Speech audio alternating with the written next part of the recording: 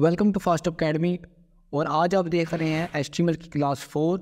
और आज की क्लास के अंदर हम ये देखेंगे कि पैराग्राफ टैग्स क्या होते हैं, और उसके बाद हम ये देखेंगे हॉरिजॉन्टल टैग क्या होता है, BR टैग क्या होता है, और उसके बाद हम ये देखेंगे कि PRE या प्री टैग क्या होता है। तो ये सारे जो टैग्स हैं वो हम देखेंगे आज की क्लास के अंदर। तो चलिए सीखते हैं।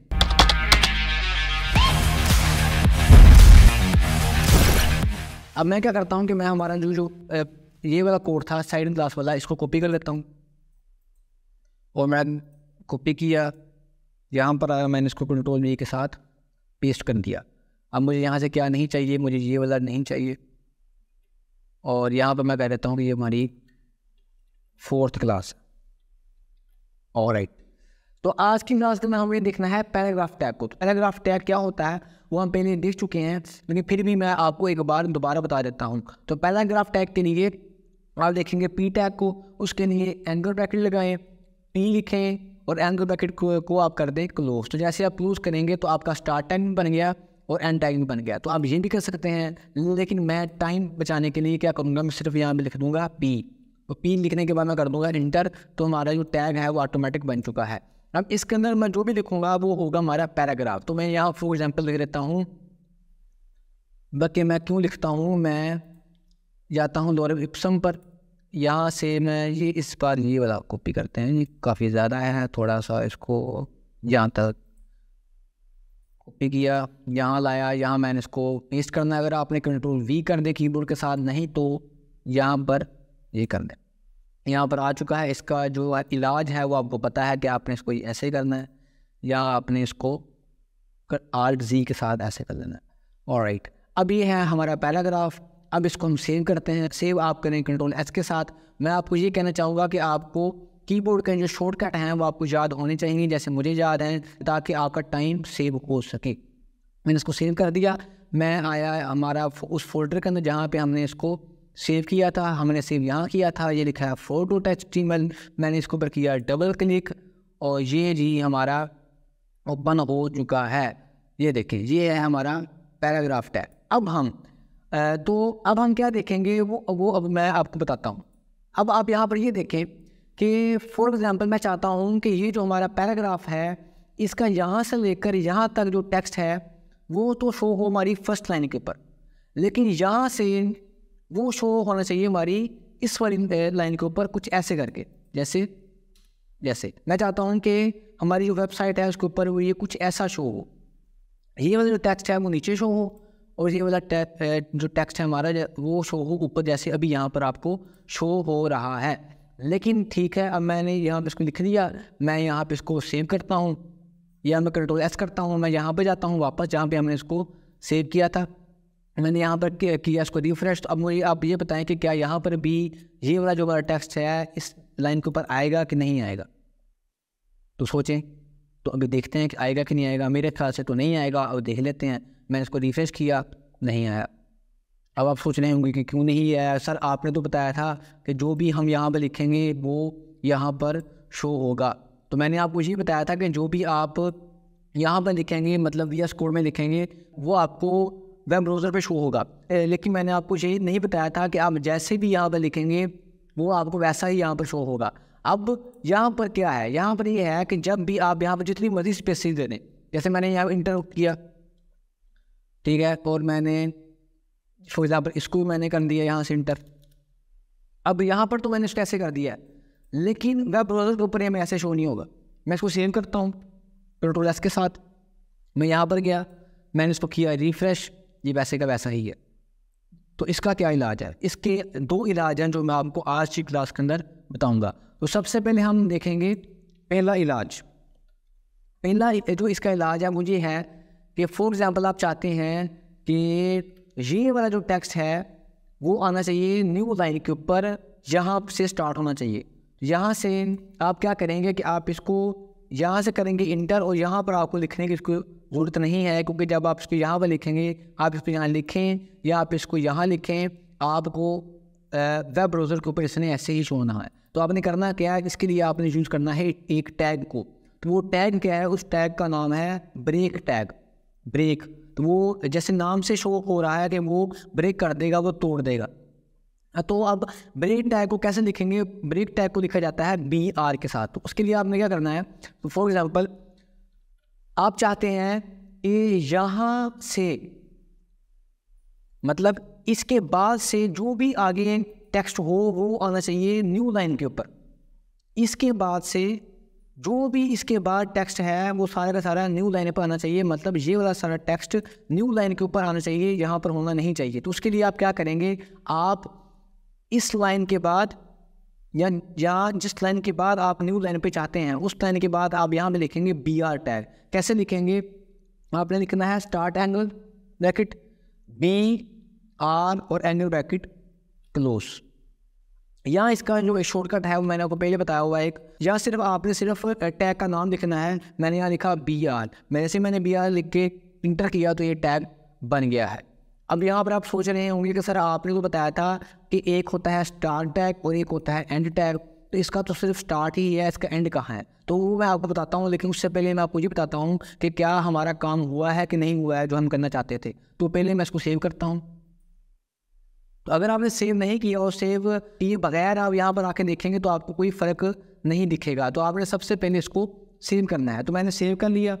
सेव करने के बाद अब मैं यहाँ पर आया, अब भी हमें यहाँ पर कुछ नहीं दिख रहा, तो मैंने इसका भी आपको बताया हुआ है कि आपने इसको रिफ्रेश करना है। जैसे मैं रिफ्रेश करूँगा तो ये वाली जो है ना लाइन, ये यहाँ से उठकर यहाँ पर आ जाएगी। मैंने इसको किया रिफ्रेश सीरीज, तो हमारा काम हो चुका है। BR टैग ने इस लाइन को यहाँ से उठा करके यहाँ से उठा करके यहाँ पर ले आई है। तो ये देखें, ये हो गया BR टैग का काम। अब आप चाहते हैं कि जी यहाँ पर क्या हो, ये लाइन यहाँ पर हो, लेकिन ये वाली जो लाइन है नीचे वाली लाइन, ये स्टार्ट हो जहाँ से, ये वाली जो सारी जगह है ये खाली होनी चाहिए। हमारी एक लाइन जो जगह है वो सारी खाली होनी चाहिए। तो उसका क्या है, आप यहाँ पर एक BR टैग और लगा दें। आपने यहाँ लिखना है BR टैग और साथ कर देना है इंटर। अब मैंने उसको सेव किया, मैं आया हमारी वेब ब्राउज़र में, मैंने उसको रिफ्रेश किया, दे जी एक लाइन की जगह और बन गई है। तो आप यहाँ पर जितने BR टैग लगाएंगे उतनी यहाँ पर खाली जगह आ जाएगी। ठीक है, तो आप इसको जहाँ मर्जी यूज़ कर लें। आप फॉर एग्जांपल अगर मैं इसको इसके बाद यूज़ करता हूँ, वैसे यूज़ करना तो नहीं चाहिए, लेकिन मैं कर लेता हूँ आपको दिखाने के लिए। मैंने यहाँ से इंटर किया, मैंने इसको सेव किया, मैं यहाँ पर आया, मैंने रिफ्रेश किया, ये देखें जी। तो जहाँ पर भी जिस टेक्स्ट के बाद भी आप BR टैग लिखेंगे उसके बाद वाला जो टेक्स्ट है वो न्यू लाइन के ऊपर आ जाएगा। ठीक है जी। अब आपका जो क्वेश्चन है उसको मैं करता हूँ आंसर। वो ये है कि सर आपने कहा था कि जो टैग होते हैं उसका एक होता है स्टार्ट टैग और एक होता है एंड टैग, लेकिन अभी जो आपने BR टैग यूज़ किया है इसका सिर्फ स्टार्ट टैग है, इसका एंड टैग क्यों नहीं है? तो इसका आंसर ये है कि HTML के अंदर कुछ टैग ऐसे होते हैं जो सिर्फ स्टार्ट होते हैं और वो ओपन नहीं होते। तो उनमें से एक टैग ये वाला टैग है। ऐसे बहुत कम टैग हैं, एक टैग और भी है वो भी हम आज ही देखेंगे। तो उनमें से एक टैग है BR टैग। तो ये जो टैग है ये ओपन होता है और ये क्लोज नहीं होता। अब इसका आंसर ये भी है कि ये क्लोज क्यों नहीं होता, क्योंकि अगर आपने गौर किया हो कि हमने इस BR टैग के बाद खुद से कुछ नहीं लिखा, हमने सिर्फ BR टैग को लिखा है खाली। जैसे हम लिखते थे हेडिंग टैग को, हमने H1 टैग लिखा, उसको स्टार्ट किया, उसके बाद हमने उसके बीच में जो भी लिखना है हमने वो लिखा, उसके बाद हमने हेडिंग टैग को कर दिया क्लोज। तो ये H1 टैग का स्टार्ट, H1 टैग का एंड टैग क्लोज हो गया। उसके दरम्यान हम जो भी लिखेंगे वो हमें शो होता था। तो BR टैग का आपको काम पता चल गया होगा कि ये लाइन को ब्रेक कर देता है। उसके बाद एक टैग और भी है और वो भी सिंगल टैग ही है, या आप इसको कह सकते हैं एम्प्टी टैग। ठीक है, सिंगल टैग कह लें, एम्प्टी टैग कह लें, बात एक ही है। दूसरा टैग क्या है, उसका नाम है HR टैग। फॉर एग्जांपल आप चाहते हैं कि ये जो आपकी है ना लाइन, या कहीं पर भी उस लाइन के बाद ये जो आपका टेक्स्ट है उस टेक्स्ट के बाद यहाँ पर आनी चाहिए एक बड़ी सारी लाइन। तो मैं आपको पहले दिखाता हूँ फिर आपको आइडिया हो जाएगा। तो मैं क्या करता हूँ, मैं करता हूँ कि मैं जी इसको कर देता हूँ यहाँ से रिमूव, या Ctrl+Z करूँगा तो यहाँ से आ जाएगा वापस। यहाँ मैंने लिखा HR और साथ मैंने कर दिया इंटर। तो जैसे मैंने इंटर किया तो ये आ गया है HR टैग। अब HR टैग क्या करेगा वो आपको मैं दिखाता हूँ। आपने करना है Ctrl+F के साथ सेव, यहाँ पर आपने जाना है, आपने इसको रिफ्रेश करना, नहीं भूलना। रिफ्रेश जैसे किया तो एक लाइन आएगी, देखिएगा, चेक करें। तो जहाँ पर भी आप HR टैग लिखेंगे वो यहाँ पर आपके वेब ब्राउज़र के ऊपर एक लाइन शो करवा देगा। तो हो सकता है कि कभी आप जब वेबसाइट को डिज़ाइन कर रहे हो तो आपको कोई लाइन चाहिए हो, तो उसके लिए आप यूज़ करेंगे HR टैग को। तो अगर फॉर एग्जांपल मैं इसको हमारे ई टैग के स्टार्ट में लिख देता हूँ, मैंने इसको यहाँ पर लिख दिया, सेव किया, वेब ब्राउज़र में गया, रिफ़्रेश किया, देखें जी सबसे टॉप पर एक लाइन हमें शो हो रही है। ऑलराइट, तो हमने देख लिया। अच्छा, अभी जो है ना HR टैग, इसका जो फुल फॉर्म है, इसका जो नाम है वो है हॉरिजॉन्टल टैग। तो ये क्या करता है, ये एक हॉरिजॉन्टल लाइन वेब ब्राउज़र के ऊपर शो करवा देता है। तो BR टैग भी हो गया और HR टैग भी हो गया।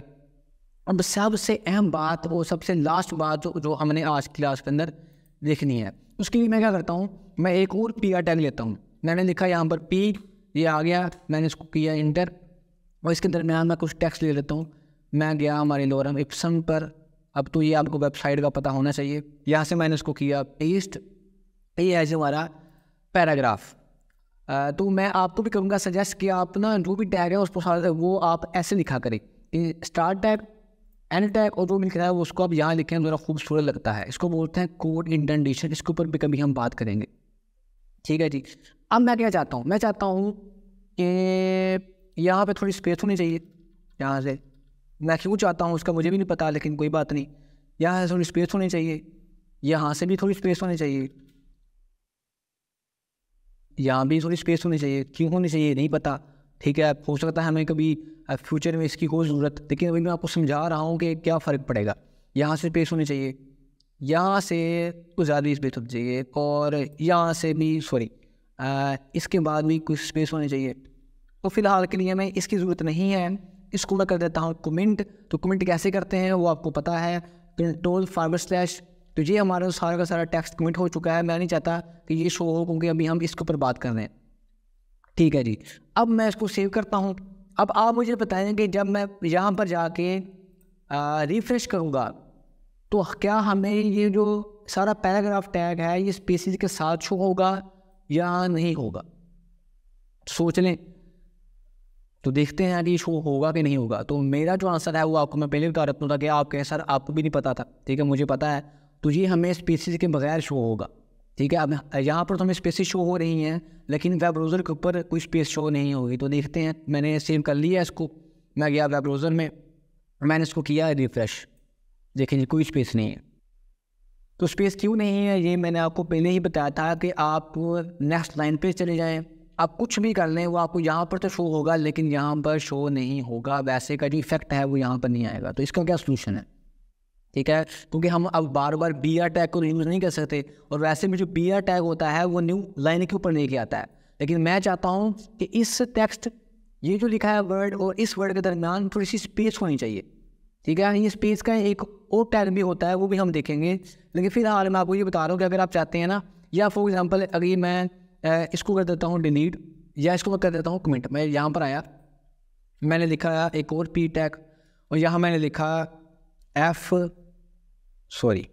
यहाँ मैंने लिखा F, उसके बाद लिखा मैंने इंटर करके A, उसके बाद मैंने किया इंटर के बाद S, उसके बाद मैंने किया T, उसके बाद मैंने लिखा U, उसके बाद मैंने लिखा P।